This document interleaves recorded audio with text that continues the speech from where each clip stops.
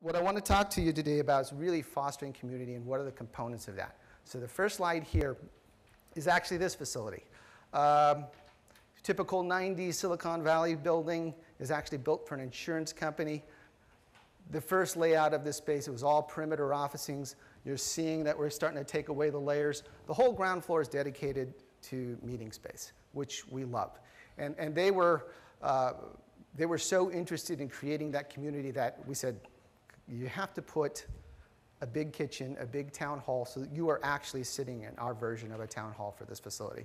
Now, big or small, 3,000 square feet to 300,000 square feet, we're usually going to have these components in the facility.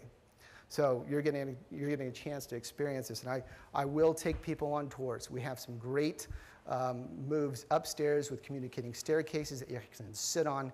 So you're not just going to be sitting in conference rooms and little phone booths.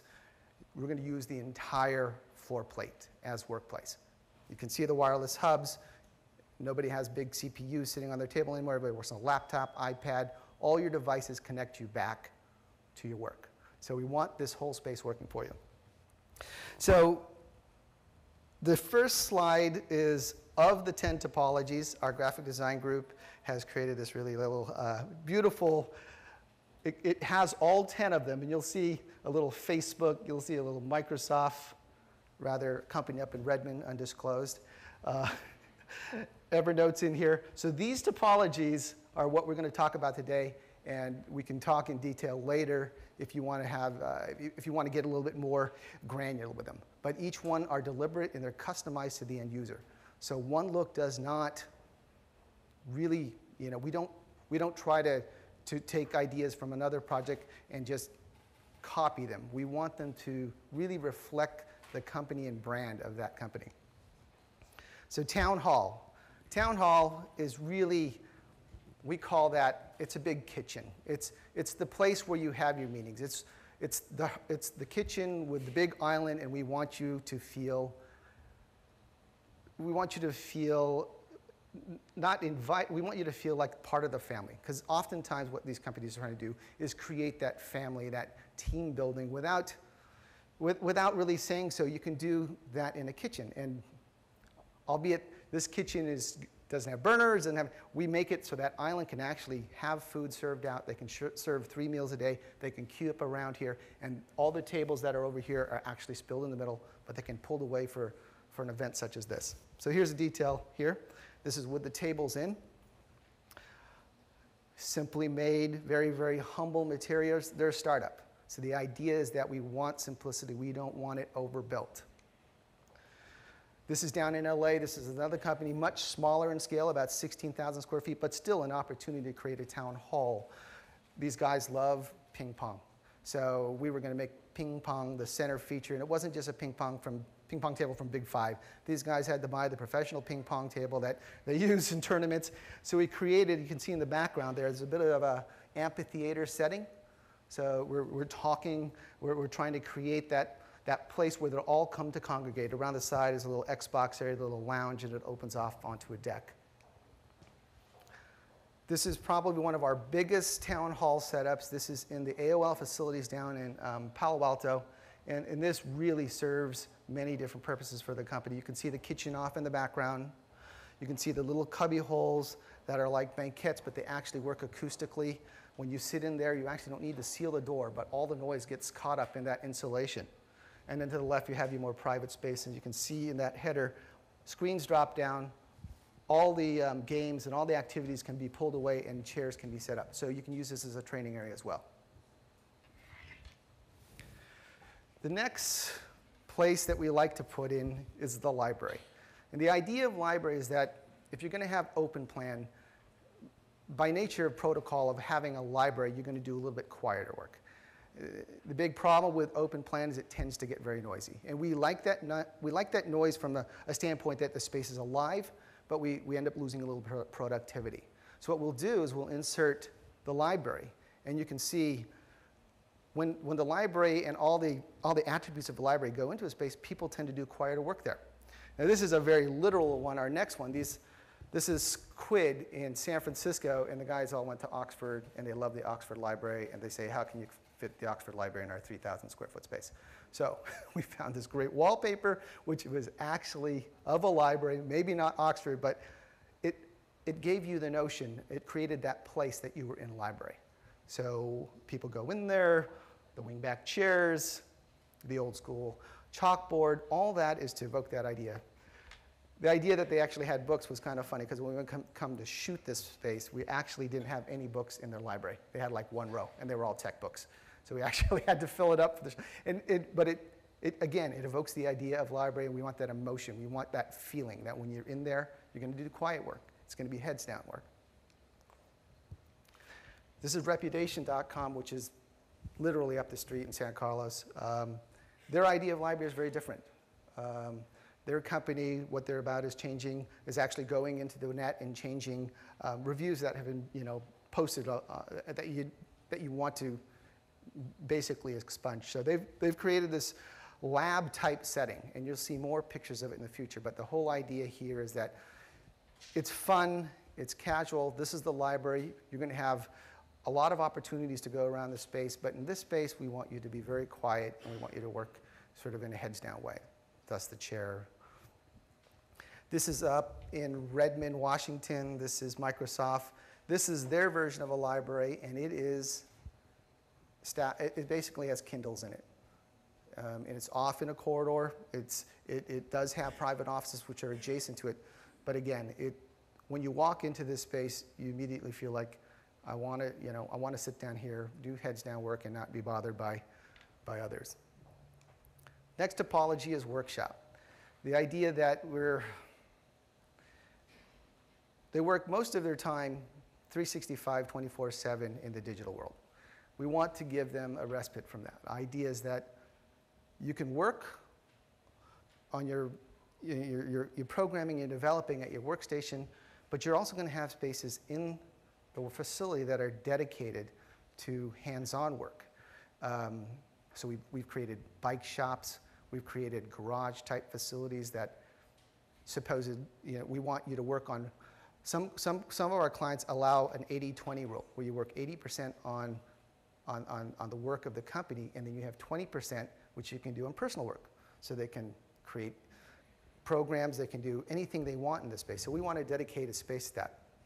It's a picture of our workshop at home. It's kind of to evoke the idea. Here's a bike shop that we put at, this was the first one that we understand was ever put at the Microsoft facility in Redmond. And the idea is that there's 50 some odd buildings, it's a huge campus, and the bikes were nowhere to be seen. In fact, everybody drove everywhere. So we wanted to promote this whole idea of a biking culture. So we actually bought bikes and branded them Building 4 and put them into this facility. And we also gave them a place for them to work on them. So it's right there in the open. It was actually quite simple to do, and actually people like to hang out there. And now people bring their fixies and their really nice road bikes and bring them into space and work on them. Something they hadn't done, and it's very successful. This is the garage. We call it the garage, the HP garage, the whole idea about innovation. So it has all the signals of that, and the idea here is that you will work on personal work. You will not take office work and work in this space. It's dedicated to personal work. We're so fortunate as designers that we get to work in a studio environment all the time. We found that our clients wanted that type of environment. Something different than the 30 by 60 desk or the workstation or the private office. So we've taken some of the language that you see in studios, again, showing an example of my wife and my son in our studio at home, but this is a place that is very different in the way it works. This is a Samsung facility, and the idea is that this is a collaborative studio environment. Very different from your workstation. They're going to bring, this is where the idea is, this is where you're going to actually work on things by hand, models.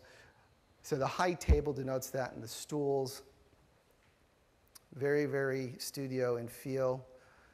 This is square.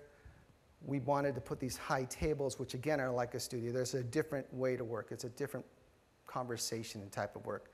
So actually at Square, we have our benching, which is a majority, but in between each bench, so you can quickly turn around and work with somebody in a very collaborative way. You can actually turn around and work on that bench in between. We also make the workstations clearly big enough at the lower level so that peer programming people can pull up to that. But this is something that's very easy and intuitive. They'll go to it very, very quickly. This is Reputation.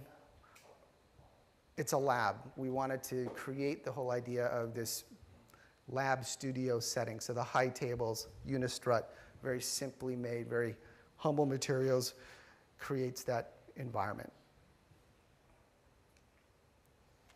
So this is, everybody knows the individual workstation. So you're going to see a 30 by 60. You're going to see a very small standard that we developed for a client that's 6 by 8 that actually is very usable. But we know these exist, and we know that we're getting smaller and smaller. 30 by 48 is about as small as we go, but 30 by 60 is by and large what you see in the valley. So in this individual workstation, although you don't see a lot of hardwall offices, you're seeing them on the perimeter. What we're trying to show is that if we do put a hardwall office in this scenario, we want it to be heavily glassed. And we want it to be used by the rest of the staff when the people are not there. So it's the strata, you know, we always preach on flattening a company because we know that's a good thing to do in general, just to make the space more democratic. But if we have to put hardwall offices, we want them to do double duty as a conferencing space. This is the Microsoft facility where we've actually taken hardwall office off the window line, which is a very typical scenario for them, and created these great workstations that they can personalize them a bit. They're very open, and then you can see to the interior side, and I'll show you a close-up of that later. Those are where our individual offices are. We call them coding pods. And the idea here is that you're going to rent them for a week. You're not going to get to sit out there for a year. So we're trying to, if they do work in an enclosed office, it will be shared in a 4 and 6 scenario. But if they want a private, they get a workstation, and it could be on the window line. Think tanks, usually, I mean, when we were doing offices back in the day, it was like the ratio was 20 to 1. For every 20 people, you had one room to go to, whether that be a 20-person boardroom or a 15-person or a 12-person, but nothing really smaller than that unless HR needed a private meeting space to conduct business. Now, the ratio is completely, we're working with a 7 to 1 ratio. And when we work with the 7 to 1 ratio, we're actually counting ancillary space in between. So a lounge piece, all those things become part of the makeup. This is a 2-person meeting space. It's about the size of a phone booth, so we called it the phone booth. The great thing about this, it's very simple to put into place. Someone can go take a phone call in there, or they can have a private meeting in there, or they can take 1 person or 2 people in there. I'm going to go quickly. This is, again, reputation.com. This is the smaller version of that conference room. Shelters. Shelters are really a space that we want to have because we think that people, this is the tertiary meeting space. We want something that is not quite private, but not as open as being in a hallway or a lounge space. So we do these out of this very simple material, and they're open, and they're meant to be open. So you can duck out of a meeting, or you can duck off of your get out of your workspace and go into a more tertiary meeting space. See how that looks. This is the one we did for Square, which if you remember from the AOL, it's a very similar detail, and we did this out of wood. This is called the Meat Locker. This is actually made out of the material that you would see at a Home Depot. It's actually the vinyl flaps that you'd see on a truck door opening. We've just bent metal, and for $1,500, you have a conference room. Living rooms, this you see everywhere. The whole idea that you want to feel comfortable. You want to feel relaxed when you work. So we're very careful about kind of speccing the right pieces to make it feel like a family when we're in a living room. We want these spaces to be used, and we want them to feel like something you'd have at home, because there's a different type of conversation that comes from that. That's Yelp. It's AOL, a little bit more formal of a living room. That's Facebook, and we just put all that furniture by a truck door and created this really nice lounge next to a truck dock skateboard ramp. War rooms are basically our conference rooms these days. Facebook, AOL. The boardroom is where the business happens, kind of the more serious meetings, but we still make them very open. We want people to see what's going on in them. And the idea that you can work anywhere. So we're working with a lot of, not only in the workplace for corporations, with a lot of buildings, we're actually repositioning a lot of office product, because now we want these buildings to actually have usable space. So by putting whiteboard, putting the right furniture, the right monitors, that activity can actually be put into the common areas of buildings. We put the right kind of coffee shop. The whole idea is that you are going to work if there's good coffee, if there are good amenities around. So we worked extra hard to get a blue bottle coffee on 395 Page Mill. And the idea that you can have objects that you can push around to make any place a meeting space. There's a great picture of Facebook. Actually, one of the times we didn't get the shot, but the guy was actually working on his laptop while he was on his ripstick going down the hallway. So we make extra wide hallways. And you're going to see this today. I will show you. It's upstairs on the 4th and 5th floor. This is the staircase that goes between 4 and 5. And we wanted to make it usable. We wanted to have people, actively use it as a transitory route, but also sit down there and work. So in ending, for us, it's really about building that community, creating that place. Good places evoke all kinds of emotions, but when they're done right, they can inspire. Thank you very much.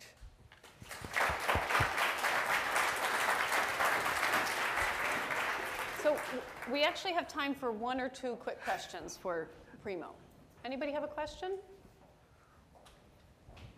Yes. Yeah.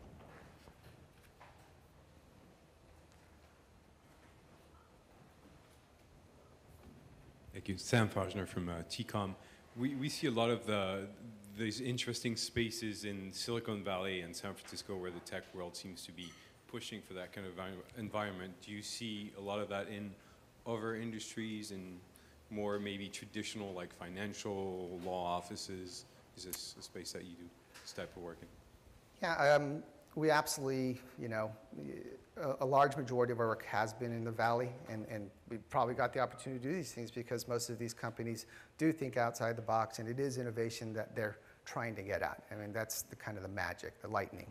So, but we see it, there's going to be a huge pivot for us in workplace across all industries.